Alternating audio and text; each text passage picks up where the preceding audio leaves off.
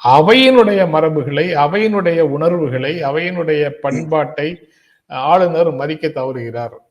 அதை அப்படியே எக்ஸ்டெண்ட் பண்ணி நீட்டித்து பார்த்தால் தமிழ்நாட்டு மக்களுடைய உணர்வை மதிக்க தவறுகிறார் அப்படிங்கிற முடிவுக்கு தான் போக வேண்டியது இருக்கு.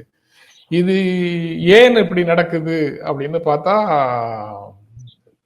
அது ஆளும் அரசு மீதான பிம்பத்தை சிதைப்பதற்காக ஒரு கருவியாக இந்த விஷயங்களை எல்லாம் அவர்கள் பயன்படுத்திக் கொள்கிறார்களோ அப்படிங்கிற சந்தேகமும் வருது. மாநில உரை, மாநில அரசினுடைய உரைன்னா எப்படி இருக்கும்?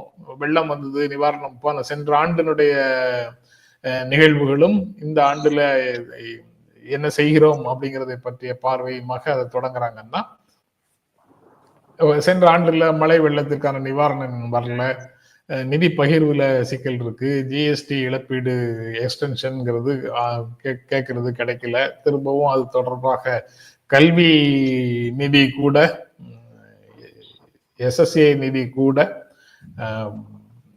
வேறு நிபந்தனைகளின் காரணமாக செயல்படுத்தப்படவில்லை.